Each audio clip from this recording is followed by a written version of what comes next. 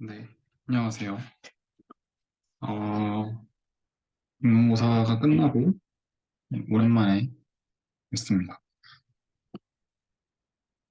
음, 속으로 진도가, 진도가 좀 제가 빠르다고 들어서 저기 뒤에 제너럴 이퀄리브리엄 여기 뭐 일반 균형하고 웰페어 학생경제학 하는 이쪽은 지금 다 해봤자 기말고사 때 할 게 없을 것 같아서 제가 뭐 기출문제를 받은 것도 아니고 과제도 조교님이 다 풀어주신다고 하니까 제가 딱히 할 일이 없을 것 같아서요. 그래서 일단 일반균형 쪽은 조금 냅두고요. 어차피 아직 진도도 이쪽까지 안 나가셨다고 했으니까 제가 먼저 강의라고 하기보다는 하여튼 튜터링을 해서 좀 헷갈리게 하기보단 교수님께서 먼저 수업을 하시고 제가 보충 설명을 조금 더 하는 게 더 낫겠죠. 그래서 오늘은 그냥 제 생각에는 이건 정말 제 개인적인 생각인데 생산자 이론이랑 여기 소비자 이론 따로 나눠서 했었잖아요. 여기서 기대 효용 이론을 저 슬라이드 2를 복습을 하면 어떨까 해서 왜냐하면 사실 저는 미시 시간에 저 기대 효용 이론을 안 배웠거든요. 저거를 지금 미시를 다 듣고 강론에서 저걸 배우고 있는데 이걸 미시에서 배우시니까 조금 어려우실 수도 있을 것 같아서 그래서 이 부분을 그리고 제가 그 튜터링 하면서 조금 잘못 얘기한 부분도 있는 것 같아서 이 부분을 다시 한번 짚고 요번 주에는 일단 복습 차원에서 이거를 한번 다시 짚어보고 이제 다음 주에는 뭐 일반 균형을 하든 아니면 뭐 다른 방식으로 진행을 하도록 하겠습니다.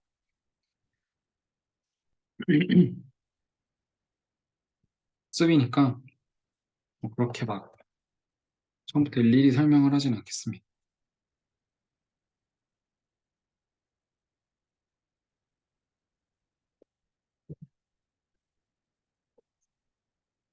어, 어떻게 진행을 하면 좋을지 모르겠는데 일단 이게 40 슬라이드밖에 안 되니까 좀 빠르게 훑으면서 지나가도록 하겠습니다.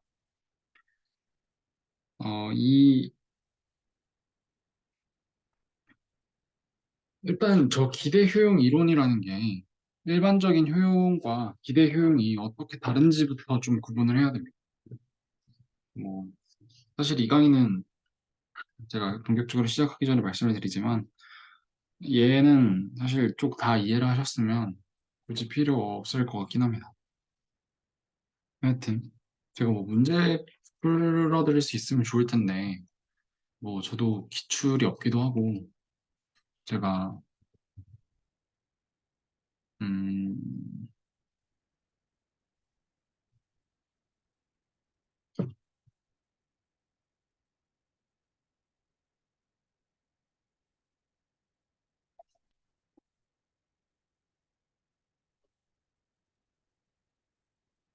코 같은 거나 기출 이런 게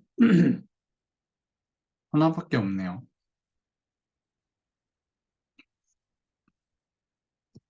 일단은 문제를 풀 수 있으면 좋을 텐데 사실 과제도 다 풀어준다고 뭐 기출은 하나밖에 없고 이런 식이니까 제가 뭐 풀어드리고 싶어도 소스가 없습니다. 일단 좀 잡담이 길었는데 이 기대 효용 이론과 일반적인 효용 함수에서 다루는 효용이 어떻게 뭐가 다른지부터 좀 이해를 하셔야 됩니다. 어, 얘네 둘의 차이점은 그거예요, 그냥. 어떤 기대값을 한다는 것 자체가 애초에 어떤 확률적인 개념이 들어간다는 소리잖아요.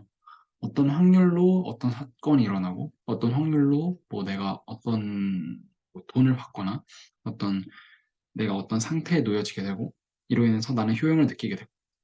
그래서 이 기대 효용이라는 건 항상 불확실한 상황, 여기서 나와 있는 uncertainty, 불확실성 하에서의 이 합리적인 선택을 다루는 부분이 바로 이 기대 효용 이론입니다. 그래서 맨날 효용 극대화를 한다라고 나와 있는데 여기서는 효용 극대화를 하는 게 아니라 내가 어떤 선택을 함으로써 얻을 수 있는 효용 또는 기대되는 효용을 극대화하는 게 바로 여기 있는 기대 효용 이론이라고 생각하시면 될 것 같습니다. 그래서 뭐 일단 요 이그젬플은 넘어가도록 하겠습니다. 그래서 어, 우리는 제가 잠시 이걸 구분을 한번 해볼게요.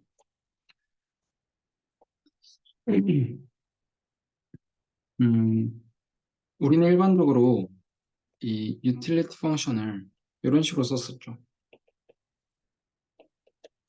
이런 식으로 썼는데 우리가 지금 이걸 잘 생각을 하셔야 됩니다. 이게 일종의 지금 이걸 어떻게 썼죠? 음,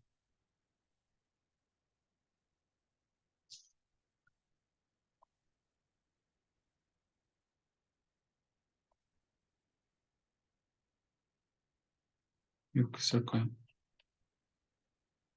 뭐 이런 식으로 표시를 할 수가 있는데 일단 이건 헷갈리니까 지울게요. 우리가 선택을 하는 건 그러니까 우리의 이 효용 함수에서 일종의 변수가 될 수 있는 건 x라는 건 내가 선택할 수 있는 거잖아요. 예를 들어 일반적인 certainty 상황에서 ux, y라고 하는 건 이런 종류의 효용 함수는 어, x제와 y제라는 아주 확실한 재화를 내가 몇 개를 소비를 할 건지 그거에 따라서 내 효용이 달라지는 거니까 x제와 y제의 숫자를 내가 이제 선택을 할 수가 있는 거죠. 그런데 uncertainty 상황에서는 내가 어떤 재화 또는 내가 어떤 상태를 선택할 수 있는 게 아니에요. 나는 내 행동, 액션을 선택을 하는 거기 때문에 이게 utility 펑션이 ux라고 되어 있다면 이 x라는 건 어떤 재화나 뭐 상태 또는 인컴, 돈 이런 게 아니라 내 액션입니다. 근데 그러면 내 액션, 내가 어떤 행동을 함으로써 기대되는 효용 또는 내가 어떤 행동을 함으로써 느끼는 효용을 어떻게 측정을 할 것이냐 라는 게 바로 이 밑에서 나올 expected utility rule이라는 거예요. 기대 효용의 법칙 또는 기대 효용 이론. 여기서 사용하는 건 내가 액션 X를 합니다. 액션 X를 하면 뭐 예를 들어 2분의 1의 확률로 아니면 좀 더 간소화를 했을 때 더 일반화를 시켰을 때 P1, P2 여기는 1-P1이겠죠. 이런 확률로 예를 들어서 내가 C1, C2라는 결과를 얻을 수 있다고 생각을 해볼게요. 그러면 우리가 효용을 얻는 건 여기인가요? 아니면 여기인가요? 우리는 행위 자체를 함으로써 효용을 얻는 게 아니라 이 행위를 했을 때 내가 얻을 수 있는 이 C1과 C2라는 요 결과물들 이거를 예를 들어서 C1을 뭐 10,000원이라고 생각을 하고 C2를 100만 원이라고 생각을 해보면 우리가 효용을 얻는 그 주체는 이 X라는 행동에서 나오는 게 아니라 내가 행동을 함으로써 얻을 수 있는 또는 얻을 가능성이 있는 C1, C2라는 요 두 개의 어, 어떤 상태들이나 어떤 인컴 또는 뭐 그런 값들에서 나오는 거죠. 이게 바로 효용의 효용을 만들어내는 주체입니다. 그래서 우리는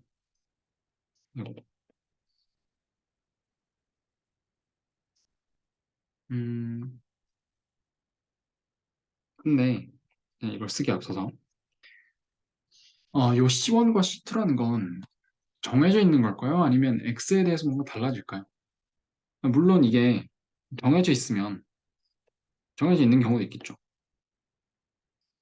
정해져 있는 경우도 당연히 있어요. 뭐 예를 들어 요 위에서 말한 것처럼 X라는 게 뭐 거리에 주차하기 또는 그냥 지나가기라는 거라면 C1과 C2라는 건 X에 딱히 영향을 받진 않겠죠. 그럼에도 불구하고 사실 여기서도 조금 이게 말이 좀 애매할 수는 있는데 예를 들어 요 사례에서 어,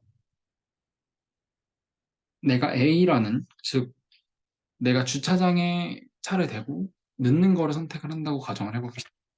얘는 선택이죠. 얘는 액션이에요, 액션. 근데 그로 인해서 나타나는 결과, C1은 뭘까요? 얘는 지각이죠. 그러니까 엄밀하게 따지고 보자면 저기서도 지금 뭐 이걸 액션 뭐 주차장이 된다라는 요 액션을 선택을 했는데 100%의 확률로 또는 1의 확률로 어떤 결과값이 나온 거냐면 late라는 결과가 나온 거예요. 그러면 얘를 x로 생각을 하고 얘가 c라고 생각을 했다면 이 c도 물론 확률이 1이라서 확실한 결과이긴 하지만 이 c라는 것도 결국 x의 함수로 표시할 수 있겠죠. x에 따라 달라지니까. 아니면 내가 주차장이 되는 거 대신에 이제 불법 주차, 길거리에 불법 주차를 하는 액션을 선택했다고 생각을 해볼게요. 뭐 이걸 x1, x2라고 할까요? 그럼 얘는 뭐 예를 들어 반반의 확률로 지각 안 한다. 또는 이제 과태료를 분다. 이런 선택지가 있겠죠. 그럼 얘도 x1에 대한 함수는 아니죠. x1을 선택하면 지각할 일이 절대 없잖아요. 아니, 지각 안 할 일이 절대 없잖아요. 또는 x1을 선택하면 과태료를 물릴 일도 없죠. 그렇기 때문에 여기 있는 요 값들은, 요 결과들은 항상 내가 선택한 액션에 따라 달라집니다. 그래서 얘를 뭐 예를 들어 cx2 얘도 cx2로 표현할 수 있겠죠. 얘를 뭐 c1 얘도 c1 c2 뭐 이런 식으로 표현을 한다면 이런 식으로 표현할 수 있을 겁니다. 그러면 우리는 제가 아까도 말씀드렸지만 이 각각의 cx1 또는 cx2 이런 결과값들에서 우리는 효용을 얻습니다. 그래서 우리가 어, 얘를 액션이라고 불렀잖아요. 우리는 이제부터 이 c를 제가 왜 c라고 썼냐면 이걸 컨tingent claim이라고 부를 거예요.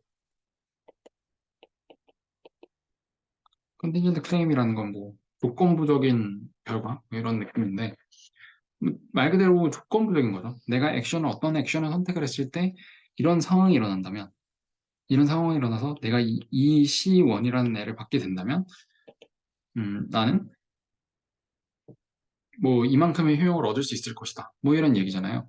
그러니까 액션과 이 컨tingent claim, 즉 내가 선택한 액션과 내가 효용을 받을 수 있는 그, 그 상태 또는 결과 말이 항상 애매한데 제가 계속 이 상태, 결과, 뭐 값 이런 식으로 얘기를 하고 있잖아요. 말이 조금 애매한 감이 있어서 이제부터 그냥 컨tingent claim이라고 하겠습니다. 이건 일종의 어, 내가 처하게 되는 상황이라고 보시면 될 것 같아요. 뭐 지각을 한다든지 100만 원을 번다든지 이런 것들. 그래서 이 상황들은 컨tingent 클레임들은 내 액션에 따라 달라지겠죠. 그러면 우린 이제 고민이 되는 거예요. 나는 내가 선택할 수 있는 건 액션이에요. 내가 선택할 수 있는 건 액션이고 컨tingent 클레임은 우리가 선택할 수 없어요. 얘는 이미 정해져 있는 거죠. 왜냐하면 확률도 뭐 우리가 다 안다고 치면 지각할 확률이 반반, 과태료 물 확률도 반반. 뭐 이렇게 생각을 한다면 어, 얘네들은 정해져 있는데 그렇다고 우리가 컨티전트 클레임을 직접 선택을 할 수는 없죠. 우리가 0.5의 확률로 지각한다라는 걸 선택하진 않을 거예요. 그러면 우리가 선택하는 건 액션인데 우리가 효용을 얻는 건 어디서 얻는 거죠? 우리는 액션에서 효용을 얻는 게 아니라 컨티전트 클레임에서 효용을 얻는 거예요. 그러면 어, 우리는 효용함수를 UX라고 쓰면 안 되는 거예요. 그러면 효용함수를 이렇게 써야 되나요? 이런 식으로.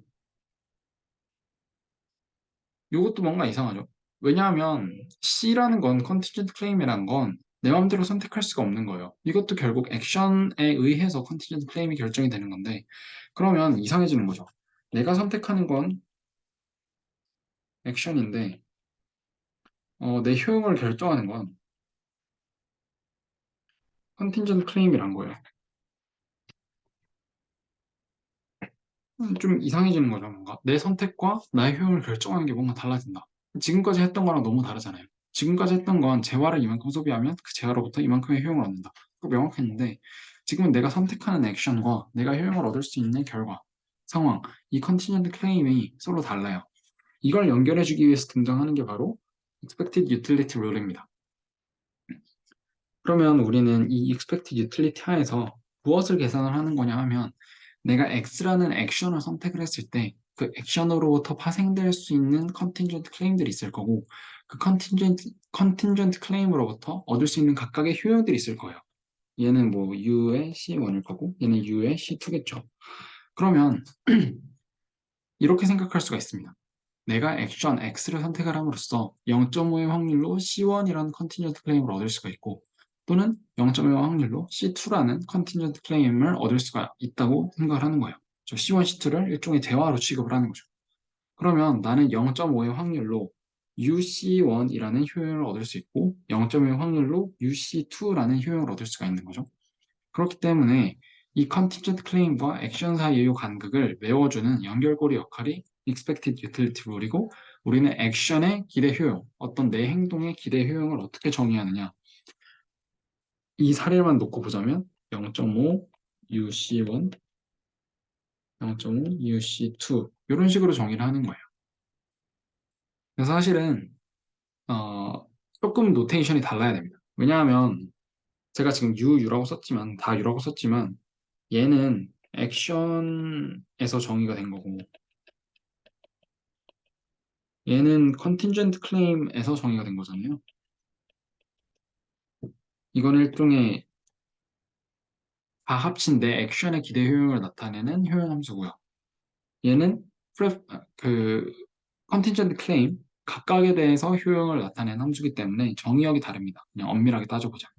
그래서 사실은 이제 우리는 제가 배우기로는 이 함수들, 즉 컨팅전트 클레임에 대한 각각의 효용들을 나타내주는 함수를 이제 따로 VC라고 정의를 해서 이걸 뭐 preference scaling function 뭐 이런 식으로 부르는데 사실 뭐 이건 중요하지 않은 얘기고 요 이 연결고리가 기대 효용 이론이고 이게 왜 필요한지를 조금 더 알아가셨으면 좋겠습니다. 네, 이런 얘기였고요. 그래서 결과적으로 어, 이 액션의 utility는 expected utility인데 뭐의 expected utility냐? 어, 이렇게 보시면 될 것 같습니다. 그러니까 내가 X를 선택함으로써 여기 있는 X를 선택함으로써 CX라는 컨팅전트 클레임을 얻을 수가 있고 이 CX라는 개별적인 컨팅전트 클레임으로부터 얻을 수 있는 효용이 있을 거예요. 그런데 이 컨팅전트 클레임은 확률적인 거죠. 일어날 수도 있고 안 일어날 수도 있어요. 그러니까 이거에 기대값을 붙여줘서 기대값, 기대값을 붙여줘서 내가 어떤 확률로 얻을 수 있고 또는 다른 확률로 얻을 수 있는 각각의 효용들을 일일이 확률을 곱해줘서 더해주면 그게 바로 내 기대 효용이 되는 거죠.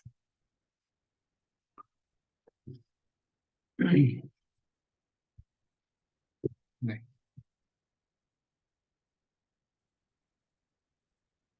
뭐 나머지는 명확합니다.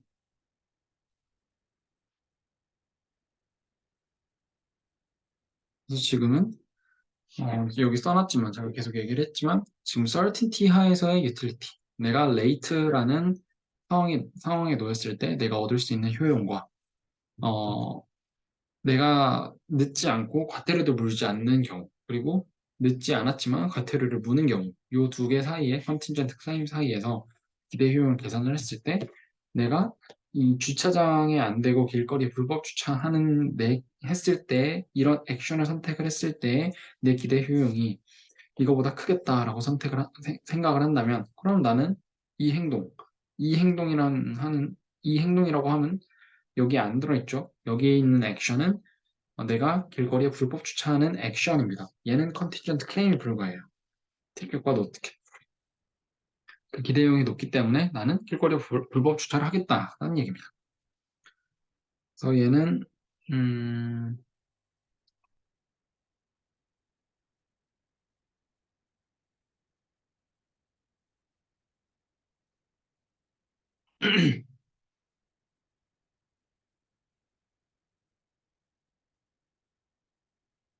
음,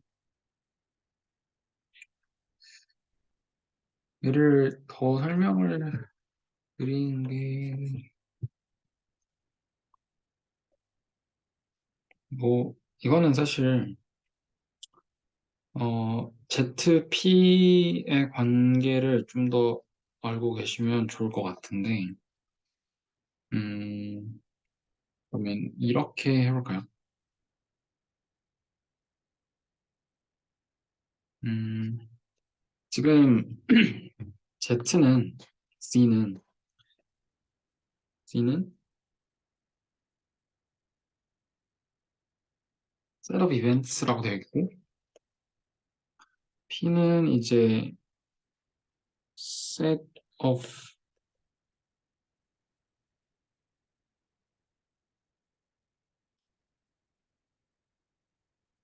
이렇게 되어 있죠. 그 다음에 여기서 주목해야 될 점이 하나 뭐냐면, 이, 이 기호가 선호책에 나타나는 기호죠. 이거는 preference ordering over P라고 되어 있습니다. 얘가 무슨 말이냐? 우리는 Z가 사실 Z도 중요하긴 한데 Z보다는 P가 훨씬 중요하다는 거예요. 우리가 지금 논의의 대상으로 삼을 건 P다라는 거죠. 그러면 이 P라는 걸, 러터리라는 걸 제가 설명을 드렸을 텐데 Z를 Z라는 건 그냥 나타날 수 있는 모든 이벤트들, 나타날 수 있는 뭐 일종의 컨팅전트 클레임이라고 생각하셔도 될 것 같고 나에게 나타낼 수 있는 모든 상황들의 집합을 저 Z라고 표현을 한 겁니다. 그러면 P는 뭐냐면 이 각각의 Z의 원소들, 즉 나에게 일어날 수 있는 상황들 또는 컨텐전트 클레임이겠죠. 이 상황들에 대해서 확률을 부여한 거예요. 그냥 그 원소들에 대해서. 이 Z 집합 안에 있는 이 이벤트, 어떤 이벤트 또는 이벤트, 뭐 이벤트 1, 2, 3이라고 한다면 이벤트 1은 뭐 P1의 확률이 있고 이벤트 2는 P2의 확률이 있고 이벤트 3은 P3의 확률로 나타난다. 라는 그런 것들을 우리가 러터리라고 부르기로 하는 거고 러터리라는 건 뭐 일종의 도박 같은 거죠. 그래서 그런 것들을 이제 P의 집합의 원소로 삼겠다라는 얘기입니다. 예를 들어서 예시로 들면 좋을 것 같아요. 예를 들어 C가 뭐 무수히 엄청 많은 원소들이 있겠지만 이제 뭐라고 할까요? 음, 화산,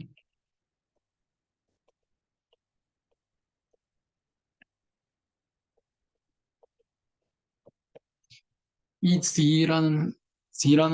그 함수가 아니라 집합은 나에게 일어날 수 있는 이벤트 또는 나에게 일어날 수 있는 컨팅전트 클레임들을 모아놓은 집합이죠. 그러니까 나한테는 파산이라는 이벤트도 일어날 수가 있고 그대로 내 부가 그대로 유지되는 이벤트도 일어날 수가 있고 대박치는 이벤트도 일어날 수가 있어요. 근데 얘는 그냥 이벤트에 불과하죠. 얘에 대해서 얼마만큼의 확률로 이런 것들이 일어날 수 있을지는 아무도 알 수 없어요. 그래서 P는 뭐 예를 들어 러터리를 하나 생각을 해볼게요. 러터리 얘는 뭐 P의 원소일 거고요. 그러면 우리가 이 러터리를 어떻게 생각을 하냐면 어, 사선 그 대박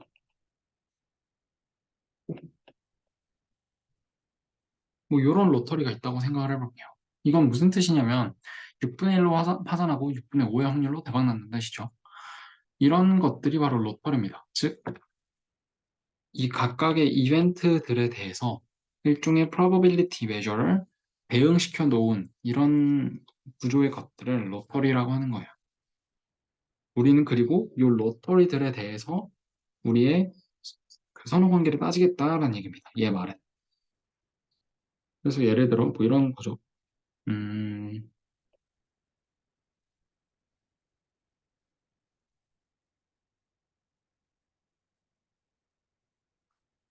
이 두 개의 로터리 간에 누가 더 나한테 선호되는 로터리일까요? 내 선택은 뭐냐면 얘를 사거나 얘를 사는 거예요. 뭐 산다기보다는 얘를 선택하거나 얘를 선택하는 게 액션입니다. 근데 내가 얻을 수 있는 컨tingent 클레임은 뭐예요? 이 선택을 하면 예를 들어서 음, 이걸 선택하는 게 X1, 얘를 선택하는 게 X2라고 생각을 해본다면 이 파산과 6분의 1의 확률로 파산 나는 거랑 6분의 5의 확률로 대박 나는 거는 이런 것들이죠. C1에 대한, X1에 대한, 내 액션 X1에 대한 컨tingent 클레임이 될 거고, 얘네들은 C1, X2, C2, X2 뭐 이런 식으로 표시가 될 수 있습니다. 그래서 얘네들에 대한 선호 관계를 우리는 기대 효용 이론을 가지고 평가를 하겠다라는 얘기입니다. 그래서 뭐 이거는 넘어가겠습니다. 자, 그러면 이제 너무너무 당연한 이 expected utility의 아주 중요한 정리로 넘어왔는데 너무 당연하죠. 내가 P 또는 Q 둘 중에 하나의 로터리를 선택을 해요. 로터리를 선택을 한다는 얘기는 일종의 이 선택하는 행위 자체가 나의 액션이 되는 겁니다. 그러니까 P 또는 Q 자체가 나의 액션이 될 수 있다는 소리예요. 그러면 나는 P를 선택하는 것과 Q를 선택하는 행위 사이에서 둘 중에 어느 게 나을까라는 그 고민을 하고 있다는 거죠.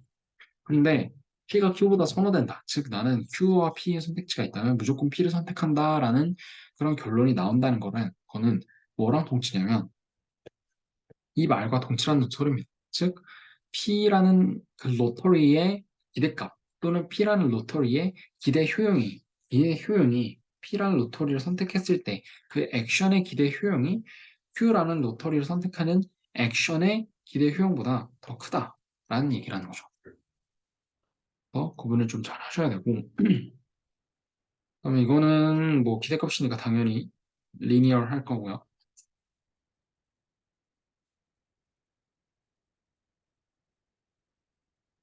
음, 얘는 뭐 근데 그렇게까지 어렵지 않을 것 같습니다. 음,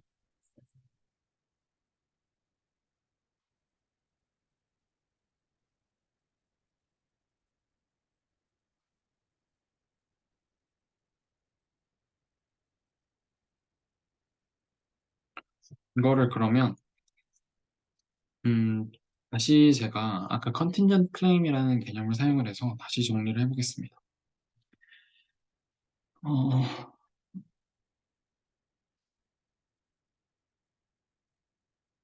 음, 지금 저 식을 다시 써보면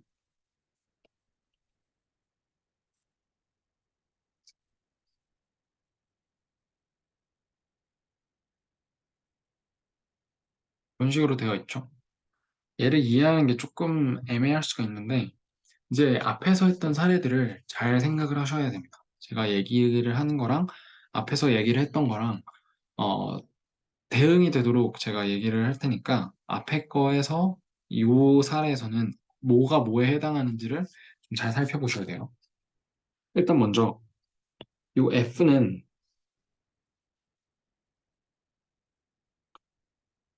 F는 여기 보시면 Cumulative Distribution Function over A라고 되어 있죠. 얘는 무슨 뜻이냐면 음, 얘는 로터리입니다. 로터리에 해당되는 거예요. 근데 뭐가 다르냐면 이 F라는 애는 뭐 엄밀히 따지자면 사실 이게 누적 분포니까 로터리라고 하긴 애매한데 어, 하여튼 맞습니다. 네. 누적이든 뭐 그냥 일반적인 PDF든 상관이 없고 제가 위에서는 이 로터리라는 게 이런 식으로 제가 예를 들었어. 이런 경우.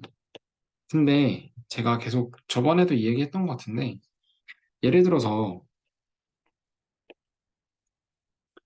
내가 주식을 예를 들어 뭐 좀 더 좀 더 아주 확실하게 하기 위해서 비트코인이라고 할까요?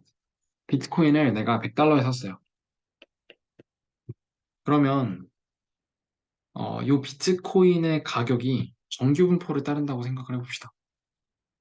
사실 이전 확률 분포잖아요. 얘는 디스크리트한 경우고 얘는 아주 간단한 케이스고 비트코인의 가격이라는 게 그것도 일종의 로터리죠. 그거에 대한 이벤트는 뭐가 될 거냐면 이 얘기를 먼저 하겠습니다. Z는 뭐 일종의 마이너스 무한대부터 마이너스 무한대 달러부터 또 마이너스 100달러 마이너스 99달러 쭉쭉쭉 가서 뭐 플러스 100달러 뭐 이런 식으로 정말 무한히 많은 이벤트들이 존재하겠죠. 왜냐하면 가격이라는 건 정말 무한히 많이 가능하잖아요. 그다음에 로터리라는 건 그럼 뭐냐면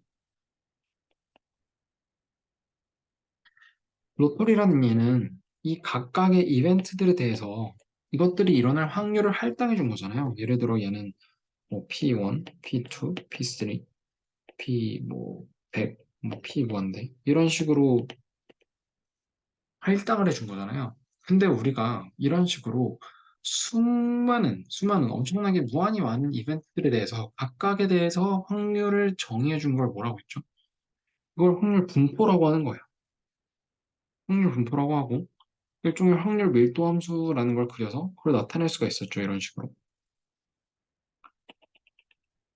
그래서 원래 논의로 돌아와서 내가 100달러의 비트코인을 샀어요.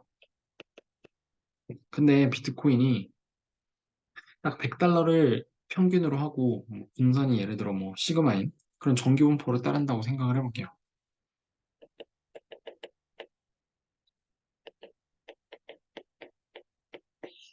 이런 식으로 쓸 수가 있겠죠.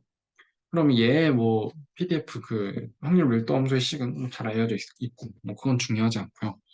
그러면 이 로터리를 나타내는 애가 바로 로터리를 나타내는 애가 얘가 따르는 확률 분포죠. 그거를 이 사례에서는 그냥 일반적인 확률 분포가 아니라 확률 밀도 함수가 아니라 그거를 적분을 한 누적 분포 함수, 즉 라지 F로 사용을 한 겁니다. 즉 라지 F는 로터리예요. 로터리고 일종의 액션이 되는 거죠. 왜냐하면 아까 예에서도 나는 로터리를 선택을 할 거냐 안 할 거냐 이걸 얘기를 했으니까요. 그래서 얘는 로터리가 되는 거고 그다음에 여기 있는 A는 뭐냐면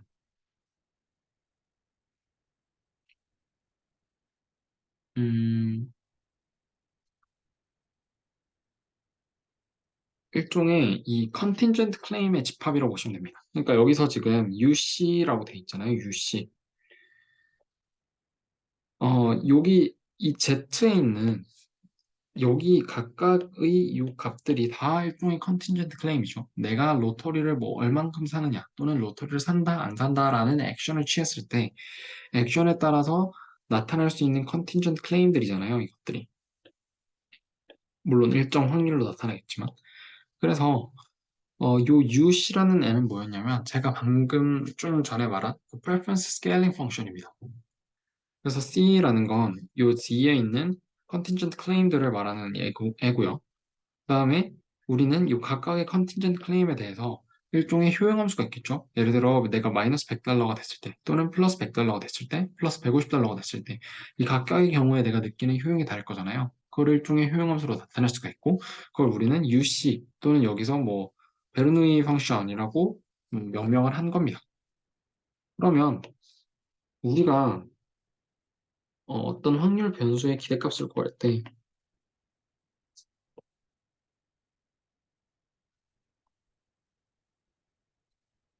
이런 식으로 했었죠. 근데 적분 범위를 생각을 해보면 정기 분포는 지금 마이너스 무한대에서 무한대까지겠지만 이게 아닌 경우라면 예를 들어서 어떤 분포가 있을까요?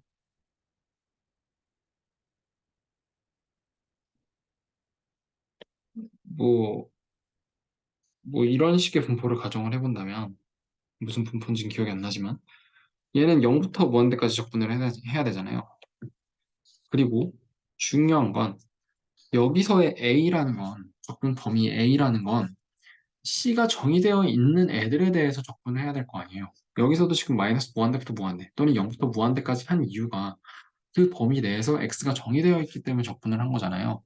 얘도 컨tingent claim이 정의되어 있는 컨tingent claim의 집합 A에서 적분을 해야 되는 겁니다. 그러니까 이 경우에는 A 그 자체가 그냥 실수 전체 집합이 되겠죠. 여기는. 그게 아닌 경우에 뭐 예를 들어서 무조건 내가 이득을 보는 구조다라고 한다면 0부터 무한대가 될 거고요. 이런 식으로 C가 정의되어 있는 곳이 이 A라는 집합이고요. 나머지는 쉽습니다. 나머지는 그냥 요 로터리의 기대 효용을 찾아야 되기 때문에 이 F라는 로터리를 선택을 했을 때 내가 얻을 수 있는 컨팅전트 클레임, 그리고 그것을 이용한 효용 함수, 그다음에 그 효용 함수들의 값이 각각 나오는 확률 분포, 얘네들을 곱하면 이 전체적인 로터리의 기대 효용이 나오겠죠. 그게 바로 요 식의 의미고요. 그래서 내가 F라는 로터리를 선택을 했을 때 얻을 수 있는 기대 효용이라는 건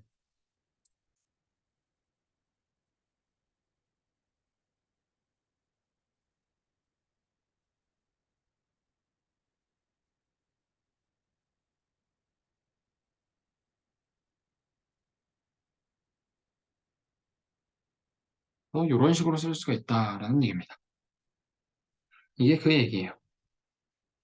넘어가고 어, 그 다음에 이제 여기서 중요한 게 바로 이 리스크 어버전인데 어,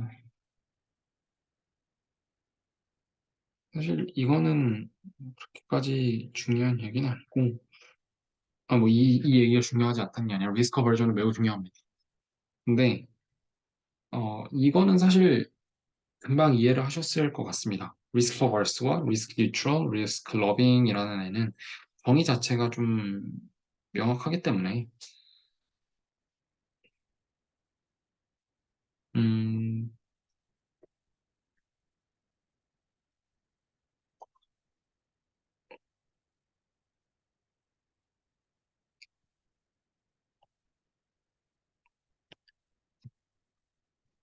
리스크 어버스, 즉 위험 회피적인 사람이다라고 한다면 어, 여기 그냥 제가 나와 있지만 제가 저번에도 얘기를 하면서 다 적어놔서 딱히 얘기를 또 해야 되나 싶긴 한데 말 그대로 같은 값이더라도 또는 같은 효용을 얻을 수 있더라도 나는 확실한 효용이 낫다라는 얘기예요.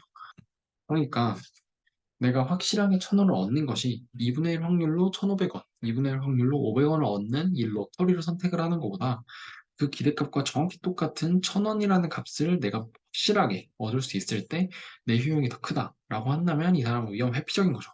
같은 기대값에 대해서 확실한 걸 선택을 하면 그 사람은 리스크 어버스 한 겁니다. 그건 다 나머지예요. 그리고 리스크 뉴트럴 하다는 거는 둘 중 아무거나 상관없다라는 얘기고 리스크 러빙이라는 건 이런 러터리를 선택을 하겠다라는 얘기입니다. 이거는 딱히 어려울 게 없고 그다음에 이거 젠센의 부등식에도 명확하기 때문에 그래서 중요한 건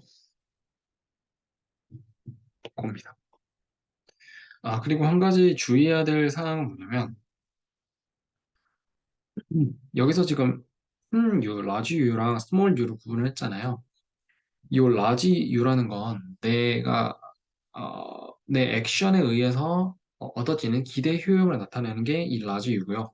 스몰 U는 제가 방금 말한 preference scaling 펑션입니다. 스케일링 펑션. 그래서 그냥 다시 한번 써드리겠습니다. U라는 건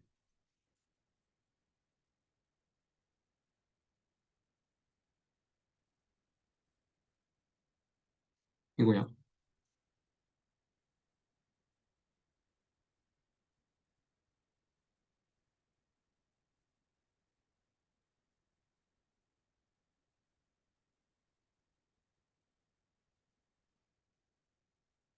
그래서 둘이 다른 함수고 최종적으로 이 U라는 애는 그러니까 X가 행동이라고 정을 한다면 얘는 기대값이 되는 거죠.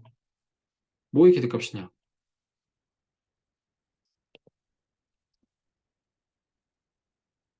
요 기대값이 되는 겁니다.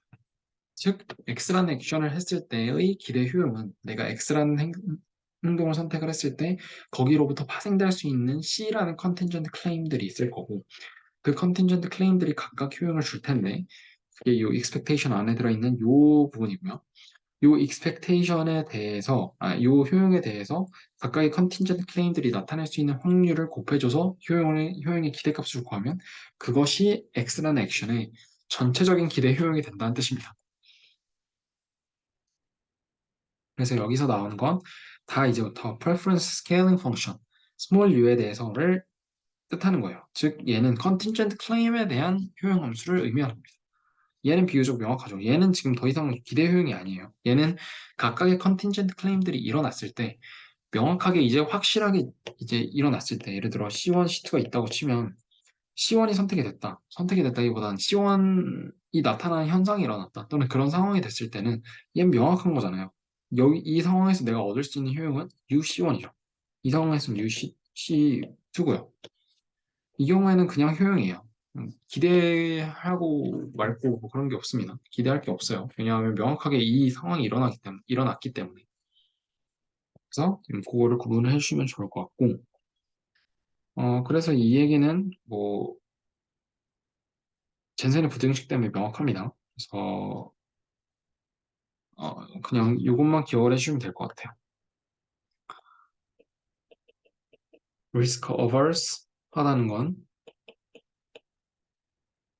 UC가 컨케이브 하다는 얘기고,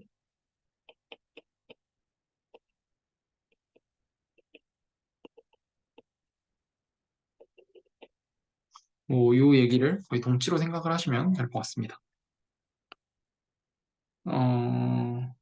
그다음에 이거는 뭐 그냥 값이 그렇다라는 얘기니까 넘어가겠습니다. 요 certainty equivalent. 그다음에 probability premium도 그거는 그냥 개념상 뭐 이런 게 있다라는 거니까 뭐 다시 언급할 필요는 없을 것 같고, 여기서 이게 상당히 중요한데요. absolute risk aversion RR라고 부르고요. 보통 relative risk aversion 이거는 그냥 RRA라고 부르는. 이 두 개를 제가 설명을 뭐 조금 명확하지 않게 했는데 이거를 제가 그림을 통해서 한번 설명을 드리도록 하겠습니다.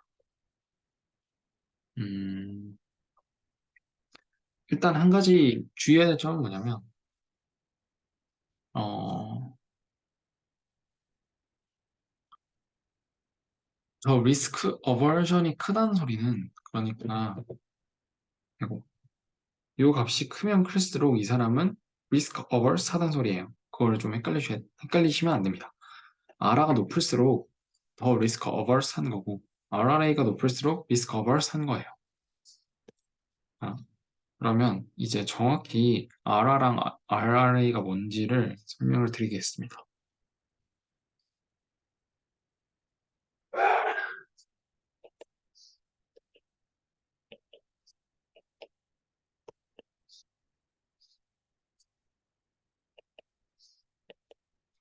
어, 세상에 컨틴전트 클레임이 딱 두 개밖에 없다고 생각을 할게요.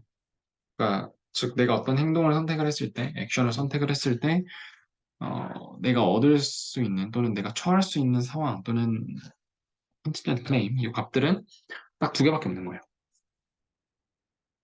그러면 음,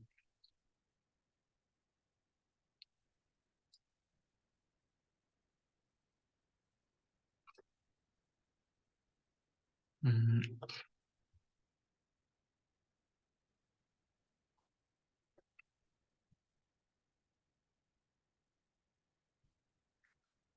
이걸 일종의 컨틴전트 클레임이라기보다는 컨틴전트 클레임인데 웨alth라고 생각을 할게요. 인컴, 돈으로 생각을 합시다. 편하게. 그러니까 얘는 이제 뭐 스테이트 1이라고 할까요? 스테이트 1, 첫 번째 상태가 나타났을 때에 X라는 행동을 선택하면 C1이라는 컨티전트 클레임이 나타난다라고 생각하시면 될 것 같습니다. 즉, 액션이 X였는데 스테이트가 1이면 C1이라는 컨티전트 클레임이 나타나는 거고 C2는 반대의 경우인 겁니다. 그러면 우리는 이제 가정을 하는 거예요. 우리가 자유롭게 이 C1과 C2를 거래할 수 있다고 생각을 하는 겁니다. 이게 좀 뭔 소린가 싶으실 수도 있는데, 예를 들어, 뭐, 이런 거예요. 어, 내가, 이렇게 뭐, 스테이트먼이라고 하니까 좀 말이 좀 이상한가요? 내가 예를 들어, 우리 집에 불이 났을 때, 뭐, 이걸 안 났을 때라고 합시다.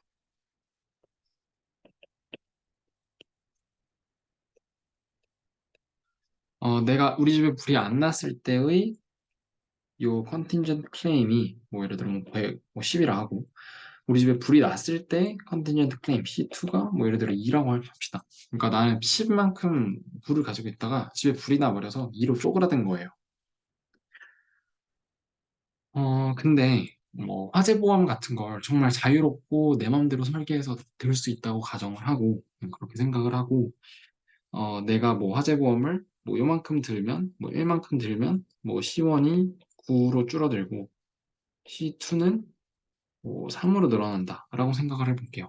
이건 무슨 말이냐면 내가 화재보험을 한 단위만큼 가입을 해가지고 지금 불이 안 났을 때 내가 1만큼 지불을 해버렸으니까 C1은 줄어들지만 화재보험을 들었기 때문에 불이 난 C2의 상황에서는 1만큼 더 받는다 뭐 이 정도로 생각을 하시면 될 것 같고 이 C1과 C2를 이런 식으로 아주 자유롭게 일종의 하나의 재화처럼 거래할 수 있다라고 생각을 하는 거예요. 우리는 방금 보험이라는 매개체를 도입을 했지만 그냥 가상적인 상황에서 C1과 C2를 자유롭게 거래할 수 있다. 그냥 상품처럼.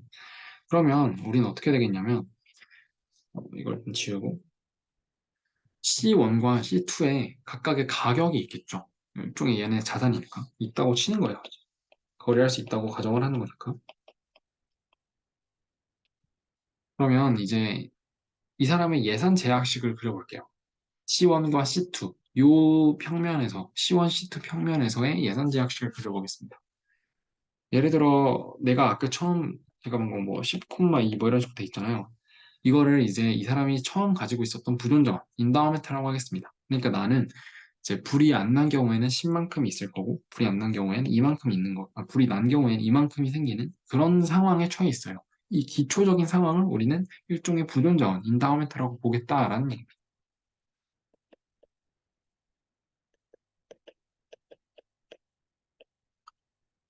이런 식으로 나오겠죠. 그러면 얘가 일종의 내가 가지고 있는 총부가 될 거예요. 그러면 얘를 그려 음,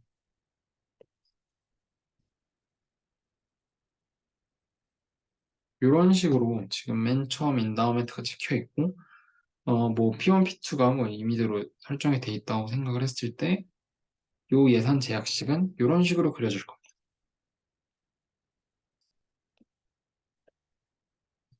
이게 뭐 Cbar이라고 할게요.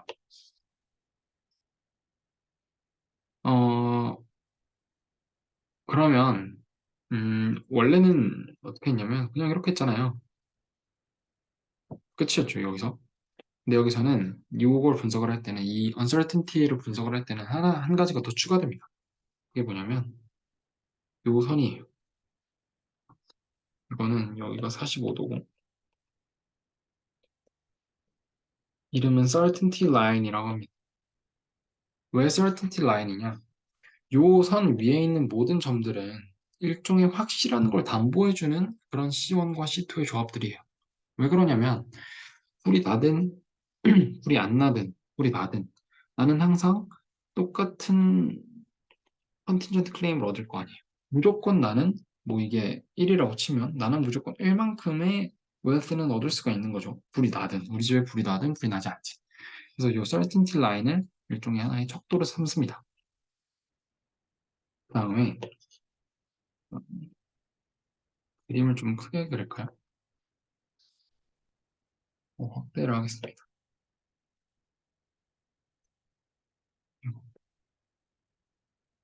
이렇게까지 왜 하냐면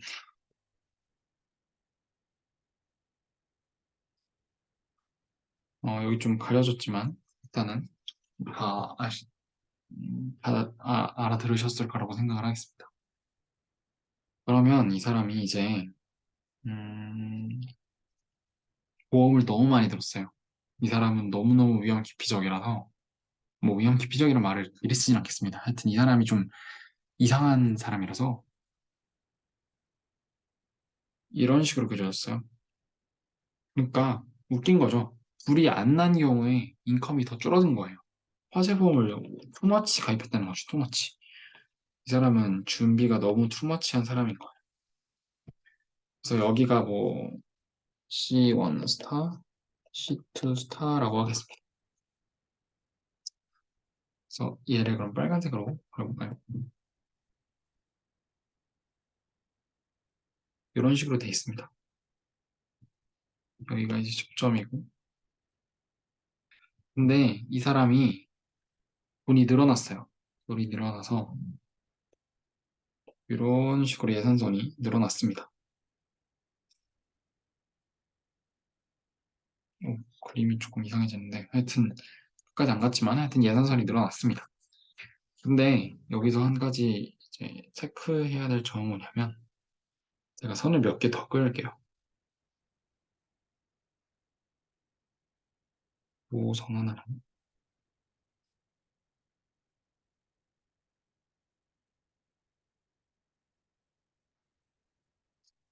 얘네 둘이 평행한 거예요. 얘네 둘이. 그러니까 얘는 지금 45도 선인 거죠. 그러면 자, 좀 그림이 복잡해졌는데 우리가 생각해야 될 건 뭐냐면 이 웨alth가 늘어났을 때 내 소득이 늘어나가지고 또는 인다우멘트가 늘어나가지고 내 소득이 늘어났을 때 이 소득이 늘어났을 때 그럼 이 사람은 C1과 C2의 선택을 어떻게 할까? 이걸 분석을 하는 게 바로 여기 있는 Absolute Risk Aversion과 Relative Risk Aversion 이 두 개의 차이점입니다. 이거를 스타라고 표시를 안 하고 예를 들어 얘가 뭐 2대 8이라고 해볼까요? 2대 8. 이 경우에 음, 지금 이 빨간색 C 스타 점과 얘를 여기를 A점이라고 할게요. A점. A점이라는 건 그럼 뭐냐면 내가 원래 가지고 있었던 예산 제약식을 가지고 내가 선택할 수 있는 certain한 아주 확실한 점인 거예요.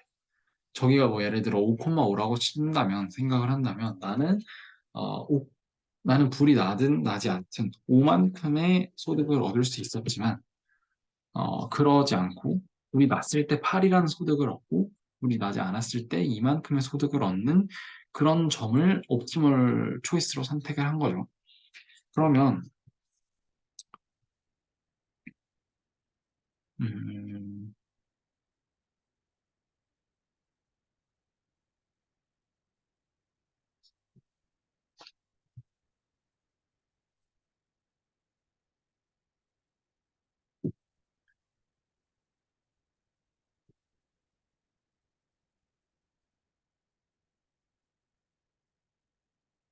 음, 그 상황에서 예를 들어 일단은 이렇게 생각을 해볼게요. 음, 만약에 이 사람의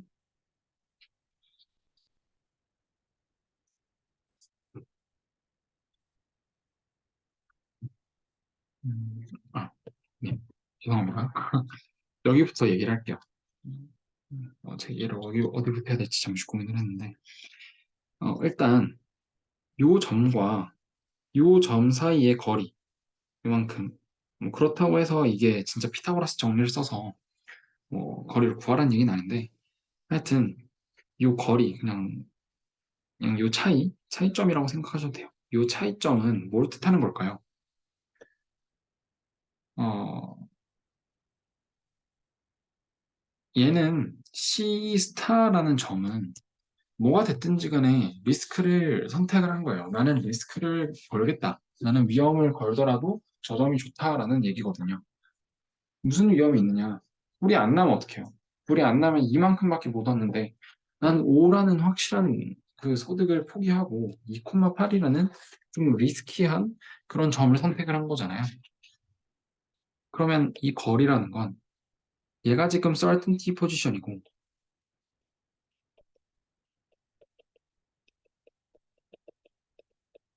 쟤는 뭐 리스키 포지션 이렇게 말할 수가 있는데 그러면 certainty 포지션에서 많이 떨어지면 떨어질수록 예를 들어 여기를 비교를 해볼게요. 여기랑 시스타를 비교를 하면 그래도 시스타가 좀 더 온건하죠. 좀 더 리스크를 덜 부담하려고 하는 거예요. 그래서 이 거리가 이 certainty position, certainty line에서 얘가 얼마나 떨어져 있느냐. 얘가 바로 absolute risk라는 거의 척도입니다. 아직 어버전은 아니에요.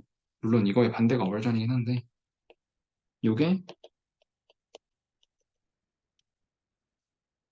absolute risk의 척도인 겁니다. 여기 왜 absolute라는 말이 붙었냐면 음,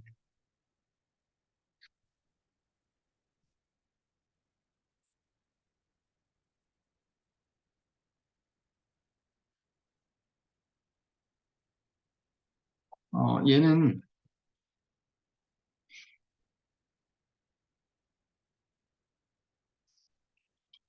certainty라는 요 포지션, 여기 요 산과의 차이만 고려하기 때문에 여기 있는 요 차이, 여기만 고려하기 때문에 absolute라는 말이 붙는 겁니다. 어, 그 다음에 그러면 relative risk는 뭐냐? relative risk는 뭐냐? 제가 이걸 왜 껐을까요? 이거. 여기 있는 기울기는 이 사람이 선택한 C스타라는 옵티멀 포인트에서 C1과 C2가 얼만큼 차이가 나는지 그걸 기울기로 보여주고 있죠. 기울기로 보여주고 있다는 소리는 C1과 C2의 상대적인 그 배분을 나타내는 거잖아요. 그래서 이 기울기가 크면 클수록 어, 이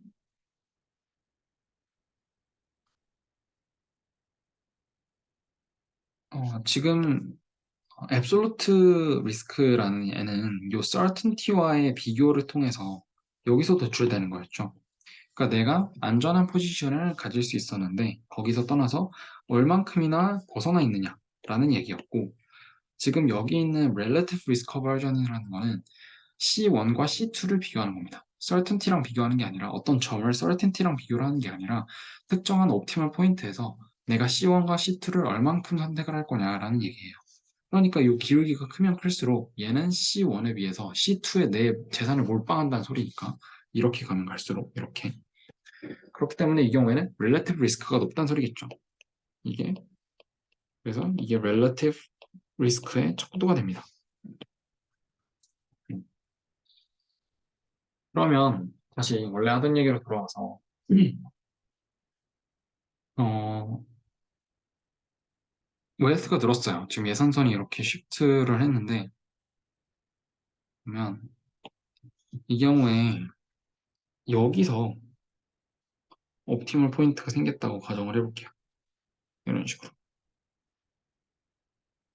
그러면 이런 사람은 이런 사람은 어, relative risk는 어떻게 됐고 absolute risk는 어떻게 됐을까요? 그거는 방금 말씀드린 그 얘기만 봐도 알 수가 있죠. absolute risk는 늘었습니다. 지금 여기서 요만큼 이 absolute risk의 척도였죠. 근데 더 늘어났잖아요. absolute risk는 늘어났어요. 근데 relative risk는 어떻게 됐죠? 얘는 여기까지 가야 돼요. 여기가 relative risk가 그대로 유지되는 곳인데 그거보다는 그래도 좀 더 나아졌어요. 즉 C2에 너무 몰빵하지 않아요. 좀 더 C1에다가 조금 더 얘는 베팅을 하는 거예요. 그래서 얘는 relative risk는 떨어졌어요. 요 차이점입니다. 지금 제가 이렇게 복잡한 그림을 그려서 설명한 게 absolute risk aversion과 relative risk aversion 요거 두 개의 차이점이란 건데 여긴 얘네들의 설명은 조금 부족한 것 같고요. 저는 이거보다는 이제 어떤 상태, 두 개의 상태가 있을 때 어, 그 상태, 두 개의 상태에 대해서 이제 어떤 certain한 요 certainty 라인 위에 있는 애들에 비해서 많이 치우쳐져 있느냐 또는 치우치지 않았냐 요게 absolute risk의 척도일 거고요. 그다음에 C1, C2 각각에 대해서 어느 쪽에 많이 베팅을 하고 있느냐 그게 relative risk의 척도가 될 겁니다. 그래서 뭐 이런 식으로 측정을 할 수가 있고요. 이것도 왜 굳이 이런 모양의 식이 나와야 되는지 그거는 더 얘기가 있는데 이건 생략하겠습니다. 굳이 할 필요 없을 것 같아서. 그다음에 얘도 이거는 나름 이거를 생각을 하시면 좀 편할 것 같습니다. 아라가 높으면 컨케이브 할 거고요. 그러면 컨케이브 하단 소리는 더 리스크 어버스 하단 소리니까 certainty equivalent도 이런 조건을 만족을 하겠죠. 중요한 건 아라라는 거예요. relative가 아니라 absolute여야 된다.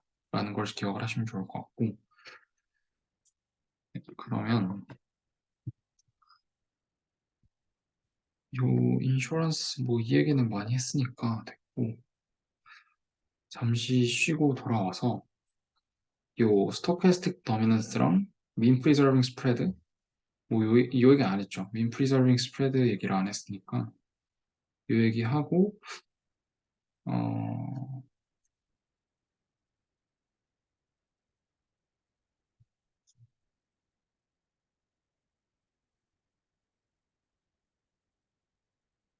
네, 일단 하고 시간이 남을 것 같으니까 조금 시간 때문에 느낌도 있긴 하지만 그래도 일단 제가 그 이지영 교수님이 문제를 어떻게 내시는지를 몰라서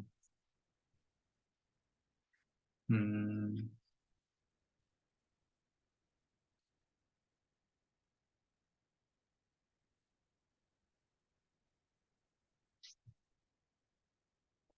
네, 일단은 저 요식들이 왜 이렇게 튀어나오는지 요거를 한번 보여드리도록 하겠습니다. 그 정도 하면 끝날 것 같아요.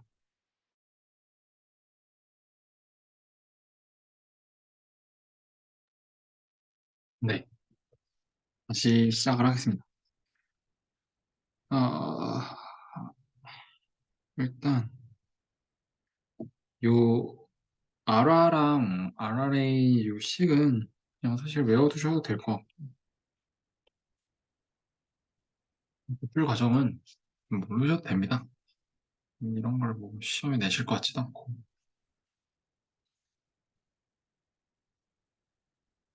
음, 아니면 이런 거를 차라리 소개를 해드릴까요? 아, 일단 그 전에 쭉 넘어가서 요 mean preserving spread부터 설명을 해드리도록 하겠습니다. stochastic dominance까지는 했으니까 저번 시간에 이건 꽤 최근에 했으니까 일단 이건 뭐 굳이 다시 할 필요는 없을 것 같고 여기 mean preserving spread를 할 건데 어, 사실 여기 있는 음, 여기 있는 애보다는 이 얘보다는 음,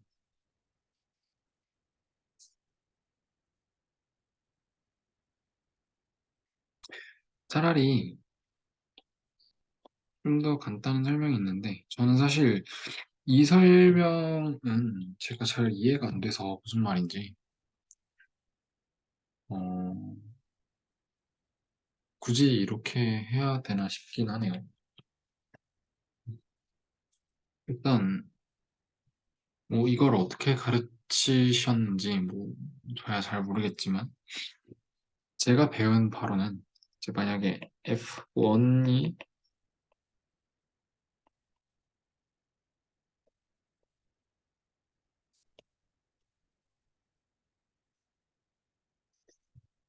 이렇다면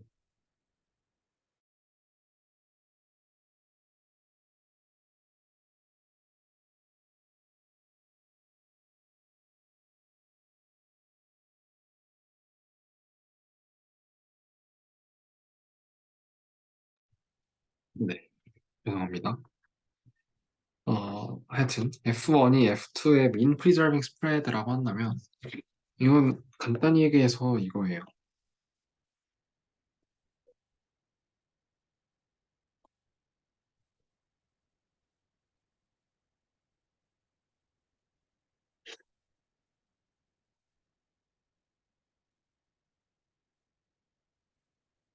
뭐 요 얘기입니다. 저 mean preserving spread라는 것 자체가 mean을 보존한다는 소리잖아요. 평균, 즉 어떤 분포의 평균을 보존을 하는데 요 F2랑 F1의 차이가 mean 말고 평균 말고 다른 데 있다. 예를 들어 분산이라든지 뭐 다른 그런 값들에 있다라는 얘기잖아요. 그래서 간단하게 얘기를 하자면 우리는 예를 들어 어떤 분포가 있을 때 이게 우리 돈이라고 생각을 해볼게요. 그러면 이렇게 생긴 분포를 선택을 할까요? 아니면 이렇게 생긴 분포를 선택을 할까요? 여기 다 같다고 쳤을 때. 당연히 얘를 선택하겠죠. 왜냐하면 덜 퍼져 있어야 내가 손실을 볼 가능성이 줄어들 거 아니에요. 물론 뭐 극단적인 이득을 볼 수 있는 가능성도 조금 더 높긴 한데 그래도 일반적인 경우에는 같은 평균을 가진다면 그 평균 주위에서 그렇게 크게 벗어나지 않는 애를 선호를 하겠죠. 특히 리스크 어버스한 사람이라면. 그래서 이 mean preserving spread라는 개념이 방금 제가 보여드린 그 그림에 해당하는 뭐 그런 내용이라고 보시면 됩니다. 그래서 사실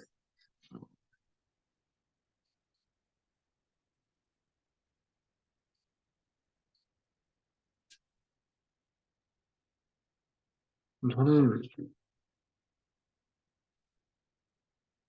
음,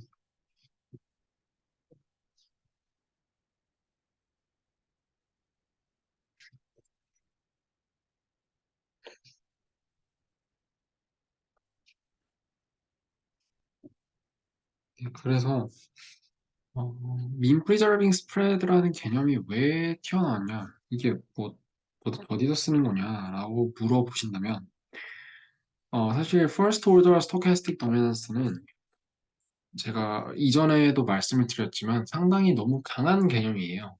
쓰기 굉장히 어렵습니다. 왜냐하면 조건이 되게 강하잖아요, 일단. 모든, 그, 앞- 모든 점에서 F가 G의 누적 분포함수의 값이 항상 더 작아야 된다라는 조건 자체가 상당히 말이 안 되는 겁니다. 모든 분포의 모든 점, 아니, 모든 값, 어떤 분포의 모든 값들에서 그게 성립한다는 것 자체가 굉장히 힘든 일이고, SOSD가 그나마 좀 현실적인데, 사실 SOSD도, 뭔가 얘기를 해줄 수는 있겠죠. 얘기를 해줄 수는 있는데,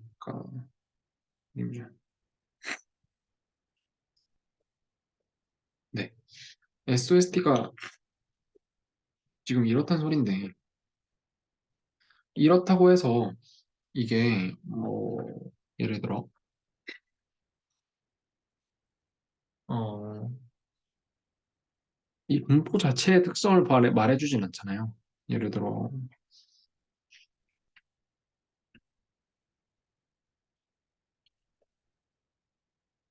이럴 수도 있는 거고. SOSD라는 건 이 평균의 차이, 이런 것들을 보장해주지 않습니다. 예를 들어서, 어, 지금 그림으로 그리긴 좀 힘들 것 같고,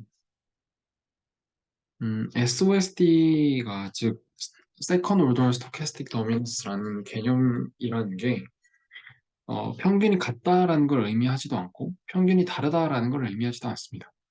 그래서 얘는 우리가 흔히들 분포의 어떤 지표라고도 할 수 있는 평균, 뮤 또는 분산, 뭐 표준편차, 시그마 이런 것들에 대한 얘기를 거의 담고 있지 않아요. 그냥 누적 분포 함수에서 접근을 해보니까 뭐 그 요 값이 얘보다 크다더라.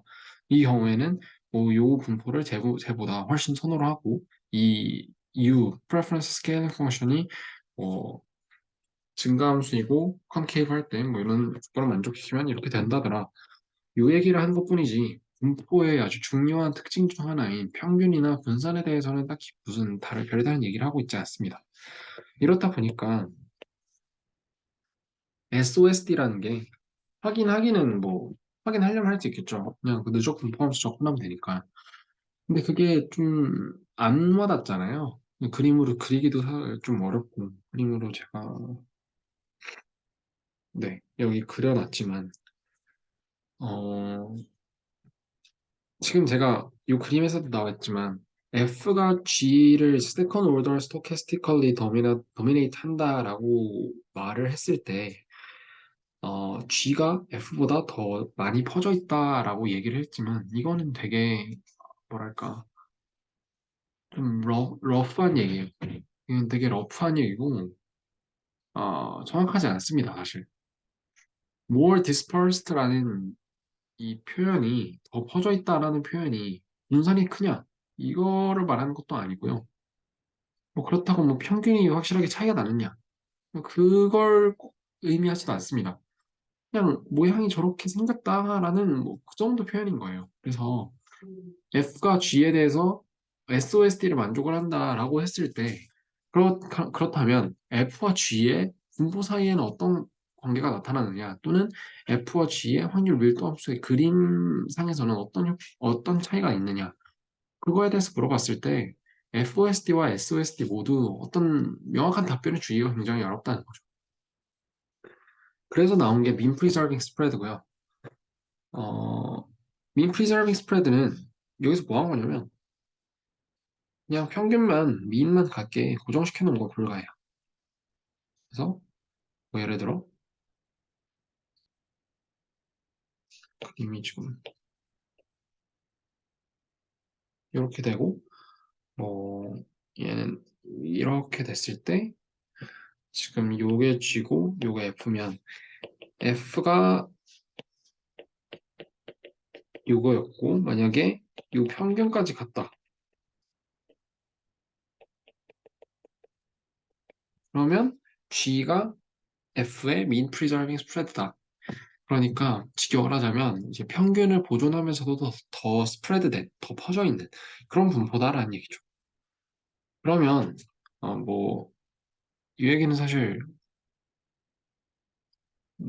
그리고 그러면 일단 이 얘기는 제가 잘 왜 굳이 이렇게 하는지 잘 모르겠어서 물론 뭐 요게 강의가 돼 있으니까 필요한 거겠지만 일단 제가 이해한 바와 제가 배운 내용을 토대로 부연 설명을 좀 드리겠습니다. 물론 이 부분은 교수님께서 설명을 해주셨을 테니까. 그래서 mean preserving spread가 왜 나와야 되고 그게 무슨 의미인지는 이제 대략 설명을 했고요. 한 가지 더 추가로 드리고 싶은 게 있습니다. 이건 일종의 theorem인데요. 정리예요, 정리. 얘는 정리인데 어, 제가 아까 더 분산되어 있다 또는 더 퍼져 있다라고 했잖아요. 그러면 그 말이 어,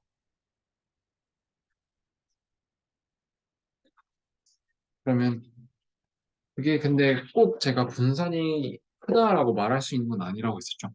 SOSD에서 여기 있냐? 네, 여기 요 그림에서 G가 F보다 더 퍼져 있다라고 해서 G의 분산이 F의 분산보다 크다라고는 말 못한다고 제가 방금 말했었죠. 근데 지금 이 경우가 아니라, 그러니까 F가 G를 second order stochastically dominate 한다라는 경우 외에 이 조건이 추가가 돼서 G는 F의 mean preserving spread다라고 한다면 그 경우에는 G가 F의 분산보다 크다라고 말할 수가 있어요. 그게 아주 중요한 포인트 중에 하나입니다.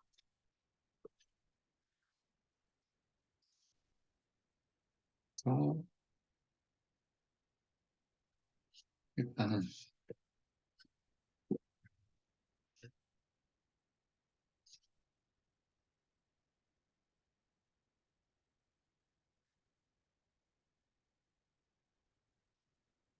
음, 여기다 쓰겠습니다.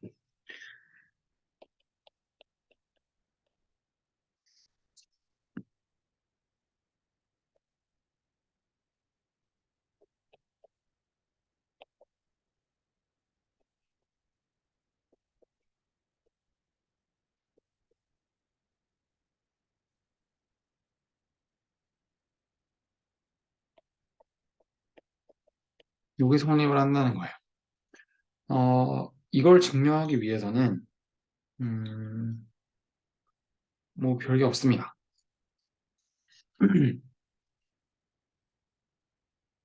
지금 제가 인프리저빙 스프레드를 이런 식으로 정의를 했었죠. 근데 G가 그러면 F가 G를 세컨 오더 스토캐스티컬리 도미네이트 한다는 소리는 어,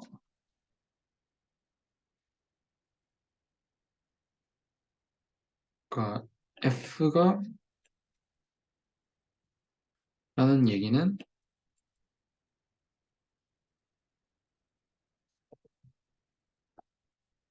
이런 얘기였잖아요. 그러니까 C라고 쓰는 건 앞에서 얘기한 컨티뉴트 클레임의 얘기입니다. 뭐 이런 얘기였죠. 왜냐하면 이거는 위에서 아마 증명을 했을 텐데 증명이 아니라 정의군요. 네. 이거죠. SOST면 이게 성립을 하니까 당연히 F를 더 선호한다라는 얘기였어요. 그러면 예를 들어서 우리가 얘를 뭐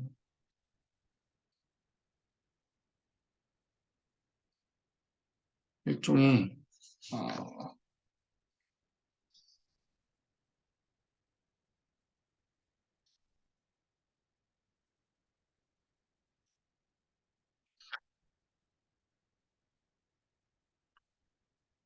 음, 컨케이브한 유틸리티 펑션 중에 하나인 이 함수로 한번 더 보겠습니다.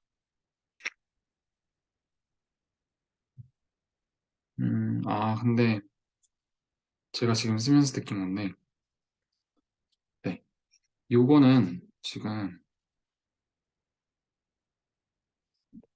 어, 요 증명은 이제 원래는 요거여야 되잖아요. 요 베르노이 유틸리티 펑션이 증가함수고 컨케이브 해야 된다라는 요거를 이제 전제로 많이 까는데 사실 요 증명은 증가함수도 필요 없고 그냥 컨케이브 하기만 하면 성립을 하는 거기 때문에 제가 증명을 이제 방금 보셨겠지만 이걸 가지고 증명을 하려고 했는데 이거를 설명하기 위해서는 또 새로운 뭔가 필요하기 때문에 일단 넘어가고요.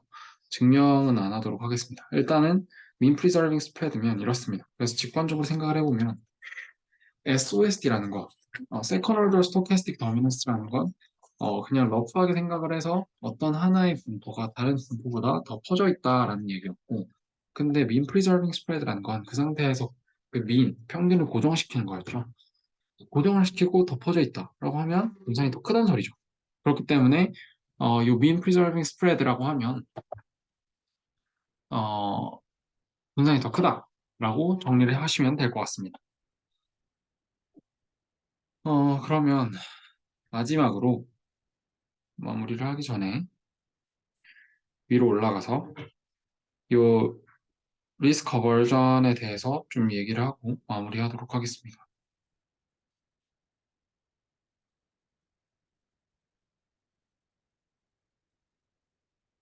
얘는 뭐냐면 이제 음, 일종의 그 리스크 어버전이 어떤 사람의 그 리스크 리스크 애티튜드를 나타내는 거잖아요. 이 사람이 뭐 얼마나 위험비적이고 얼마나 위험 선호적인지 그 나타내는 그 지표잖아요. 이 리스크 어버전의 레벨이라는 게 이 사람이 얼마나 리스크 어버스한지 얼마나 리스크 뉴트럴한지 이런 것들을 나타내는 어떤 정량적인 지표가 이 리스크 어버전이라는 것들인데 그러면 이 사람이 어떤 좀 특이한 경우를 나타내는 경우 예를 들자면 뭐 absolute risk aversion이 일정할 때 이 사람이 부가 아무리 들어도 예를 들어 이 그림에서 보자면 이런 느낌이죠. 이 사람이 뭘로 그럴까? 얘로 그릴까요? 이 사람이 부가 계속 늘어나는데 원래 여기서 계속 여기서만 그냥 쭉 가는 거예요. 그럼 이 경우는 뭘까요? 이 경우는 지금 얘랑 거리가 똑같잖아요. 얘는 아라가 일정하게 유지가 됩니다. 즉, constant인 거예요. constant 아라. 얘를 카라라고 합니다. 그럼 반대로 요선 위에서 유지가 되면 어떨까요? 요선은 이거겠죠. constant relative risk aversion. 근데 제가 이 얘기를 왜 하냐면 교수님께서 얘기했는지 아닌지 모르겠지만 어, 이 constant인 경우에는 카라랑 요 크라인 경우에는 요 사람의 베르누이 유틸리티 펑션 요 스몰 ux가 특정한 형태로 고정이 되버립니다. UX의 모양을 알 수 있어요. 예를 들어 우리가 아니라 어떤 사람이 카라라는 리스크 애티튜드를 나타낸다라고 주어져 있다면 그 사람의 유틸리티 펑션의 식의 형태를 정확하게 유출해낼 수가 있습니다. 그 얘기를 지금 하려고 해요. 그러면 어떤 인디비주얼, 어떤 개인이 제가 지금 영어를 자꾸 썼는데 어, 어떤 이- 어떤 사람이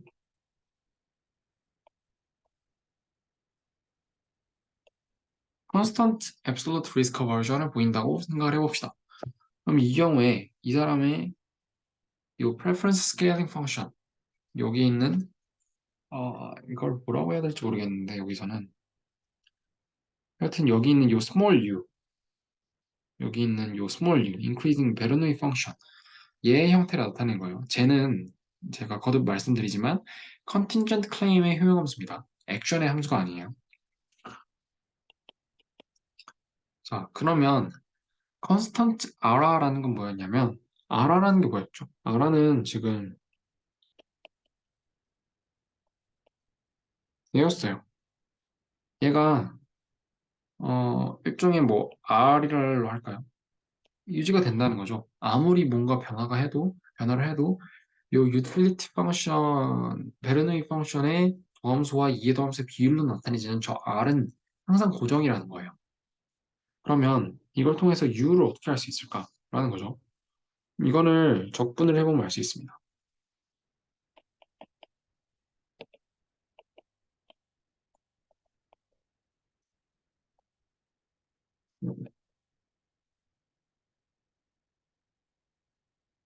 이거였죠. 근데 얘는 꼴을 보시면 알겠지만 얘입니다. 근데 여기다 뭐 적분상수 C1을 붙여주고 그럼 얘는 마이너스 RC 플러스 C2 그래서 이걸 그냥 C2 마이너스 C1을 그냥 대충 퉁 치면 뭐 이런 식으로 쓸 수가 있겠죠. 그러면 UC라는 건 U'C라는 건 얘는 또 이런 식으로 해서 이걸 뭐 그냥 대충 A라고 놓겠습니다. 그럼 이걸 또 적분을 합니다. 적분을 하면 이런 식으로 나오겠죠. 따라서 카라 유틸리 카라라는 요 리스크 애티튜드를 가지는 사람은 언제나 어, 요 베르누이 유틸리티 펑션이 이런 꼴을 가지게 되고 R이 뭐였죠? R이 요 콘스탄트였죠. 콘스탄트라는 건 뭐냐면 요 리스크 어버전의 뭐 척도 또는 리스크 어버전의 뭐 디그리 뭐 이렇게 할 수가 있겠죠.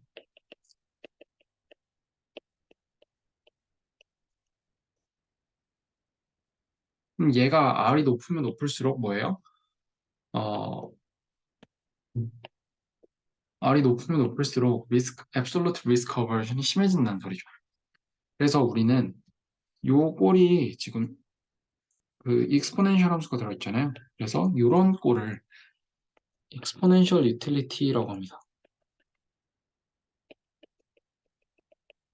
그래서 이런 꼴이 보이시면 얘는 무조건 카라예요. 이 얘기까지 뭐 하셨는지는 잘 모르겠지만 생각이 나서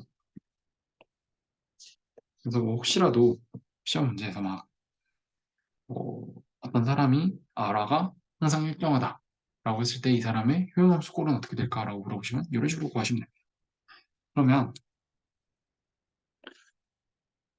이 사람이 CRRA를 보인다고 생각을 한다면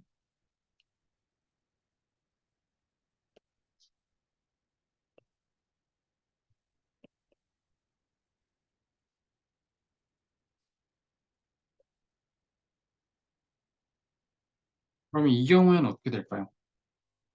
얘는 더 쉽습니다. 그래서 이거였죠.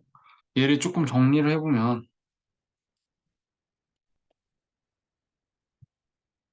이렇게 될 거고 쟤를 다시 적분을 합니다. 다시 적분을 하면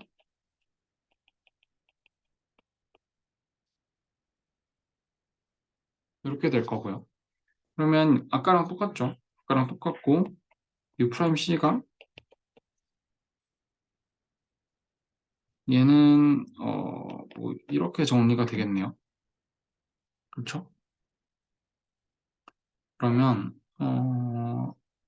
사실 여기도 뭐 적분 상수가 붙고 여기도 적분 상수가 붙겠지만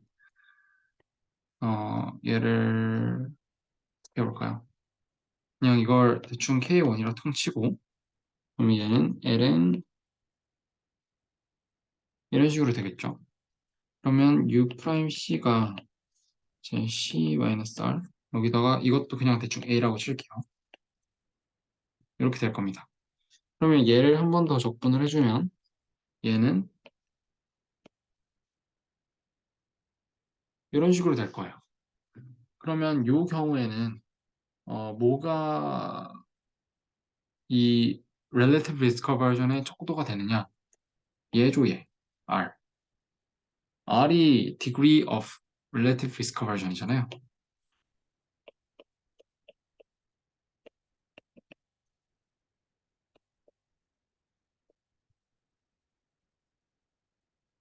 이런 결과가 나오게 되고 얘도 그러면 relative risk aversion이 constant 할 때는 이 베르누이 펑션이 항상 이제 특정한 일정한 꼴을 보여준다라는 점을 알 수가 있습니다. 그래서 얘는 뭐라고 부르냐면 exponential이 아니라 얘는 이제 power utility라고. 왜 파워냐면 이렇게 지수 모양으로 생긴 걸 파워 펑션이라고 해서 이름이 파워 유틸리티가 됐어요. 그래서 파워 유틸리티를 보인다는 얘기는 이렇다는 소리예요. 뭐 유해까진 하셨는지 안 하는지 모르겠는데 뭐 이것도 나름 중요한 얘기라서 카라랑 CRRA 뭐 물론 이것도 있습니다. 다른 것도 다 있어요. 뭐 다 있습니다. decreasing, increasing, constant 다 있습니다. 그래서 총 6개가 있고요. 그것까지는 아실 필요 없고 하여튼 이런 게 있고 제가 요 absolute랑 relative 관련해서 좀 잘못 얘기한 것 같아서 다시 정정하는 차원에서 좀 더 자세히 얘기를 해드렸고요. 나머지는 사실 요 어플리케이션 요 부분은 딱히 뭐 리뷰할 필요는 없을 것 같아서 일단 여기 넘어가겠습니다. 다음은 스토캐스틱 도미넌스 이 부분도 사실 어려운 부분인데 일단 제가 최근에 이 얘기는 최근에 좀 했으니까 일단 오늘은 넘어가도록 하고요. 어, 이렇게 해서 이 기대 효용 이론에 대해서 한번 복습을 다시 했습니다. 음,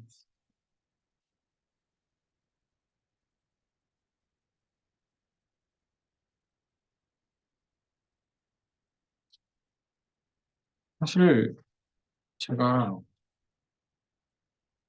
그 저번 학기에 튜터링을 할 때는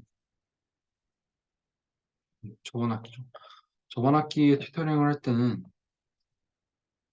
문제를 좀 풀어드렸는데 뭐 프로블럼 셋도 있고 기출 문제도 있고 해서 좀 풀어드렸었는데 이번에는 제가 그 스누라이프도 확인을 해봤는데 딱히 없더라고요. 딱히 없어가지고